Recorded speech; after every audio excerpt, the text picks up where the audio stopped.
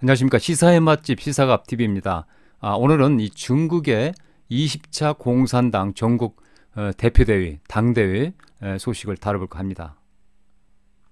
이번 당대회의 키워드는 뭐니 해도 이 시진핑 주석의 장기 집권, 종신 집권 확정이라고 볼 수 있겠습니다.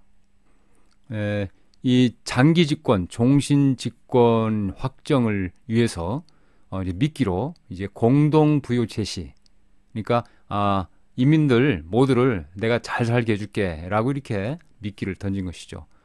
그리고 또 세 번째로 결국 이 종신 집권의 공과를 위해서 인민의 긴장감을 조성하고 또 이를 통한 내부 결속을 위해서 대만 통일을 강조했다 이렇게 볼 수 있겠습니다. 그래서 이 장기 집권, 이 종신 집권 확정과 관련해서 시 주석의 이 전임자인 장점인 후진타오 전 주석의 집권 기간은 각각 10년이었죠. 두 사람 모두 두 번 연임해서 멈추고 말았어요. 이는 이 마오쩌둥 사후에 이 권력을 잡은 덩사오핑이 확립한 원칙이죠. 그렇지만 이 원칙을 시 주석이 깨버렸어요. 2018년 헌법상 임기 제한 규정을 삭제한 것이죠. 이번 당대회에서 장기 집권, 이 종신 집권의 종신 집권을 확정함으로써 시 주석은 인민의 영원한 지도자로 이렇게 추앙받는 이 마오쩌둥 덩샤오핑 반열에 올랐었다고 보겠습니다. 이 전체 인민의 공동 부유 실현, 이것은 이제 이 종신 집권을 중국식 현대화 비전으로 이제 포장해서 이제 현대화 비전 가운데 이 공동 부유를 끼워 넣었다 이렇게 볼 수 있겠습니다. 그동안 중국 경제는 정말 놀라운 성과를 이뤘죠. 이 중국 국민 1인당 국내 총생산 GDP가 1978년 중국이 경제 자유화 조치를 시행한 이후에 거의 30배나 되는 경이로운 증가세를 이어왔어요. 또 중국이 미국과 함께 G2라고 하는 세계 패권 국가가 됐고요. 그렇다면 이러한 이 중국 경제 성장이 놀라운 성장의 배경 뭘로 볼 수 있을까요? 이건 좀 자세하게 다음 영상에서 중국의 경제 성장 배경과 WTO에 대해서 한번 별도로 다룰 예정이고요.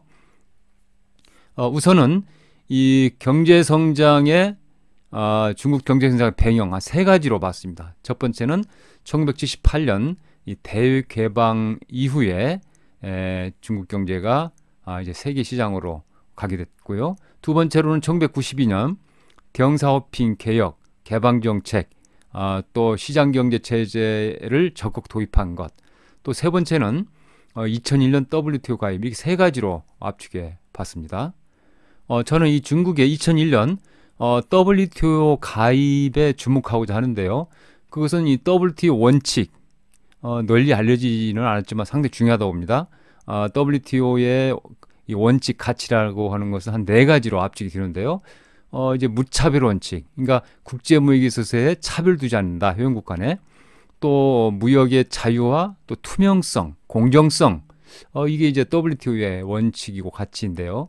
이러한 그 원칙과 가치는 사실 중국의 사회주의라고 하는 이 태생적인 체질은 맞지 않. 하지만 중국이 이러한 원칙 가치에 WTO에 가입해서 그런대로 또 신용을 냈어요. 또 그 결과 깜짝 경제 성장을 이루는 이러한 실적도 냈고요. 그렇지만 세상에는 공짜가 없죠. 이 WTO와 원칙과 가치, 자유와 투명성, 또 공정성, 자 이런 것들이 결국 중국의 부메랑이 되어서 돌아오기 시작했다. 저는 그렇게 보고 싶습니다. 특히나 무역 경제 원칙이 이렇게 정치, 외교 등에도 영향을 미치기 시작한 것이죠. 실제로 이번 당대회를 앞두고 이 베이징에서는 시진핑 주석과 제로 코로나 정책을 비판하는 시위가 벌어지게 됐죠.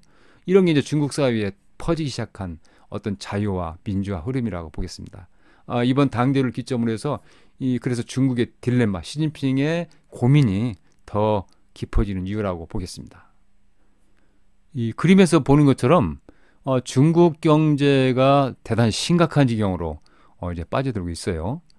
코로나 규제, 또 이제 부동산 시장 침체, 글로벌 경기 둔화, 환율 급락, 뭐 이러한 다양한 리스크에 중국 경제가 휘청거리고 있는 것이죠.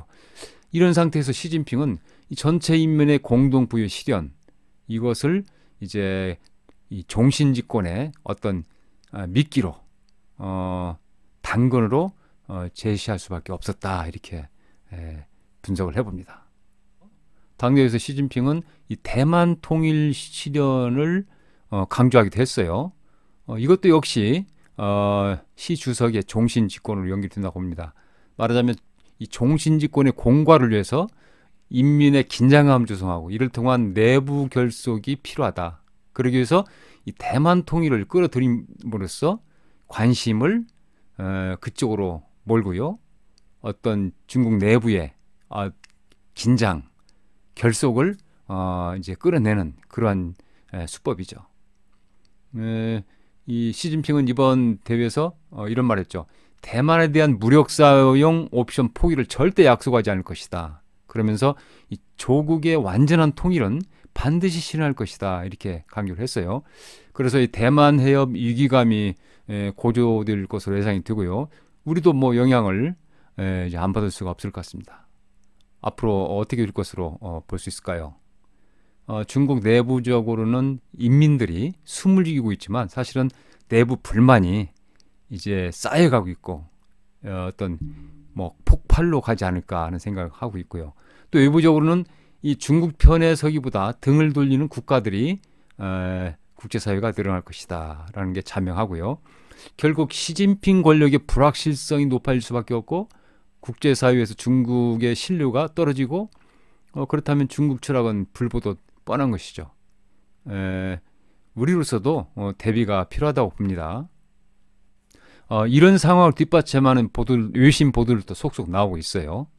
또 뉴욕타임스는 이번 당대회 관련해서 시진핑 주석이 제왕의 자리에 다다르는 순간이라면서 이 독재로 인한 장기적 위험성이 커지고 있다, 이렇게 평가를 했어요.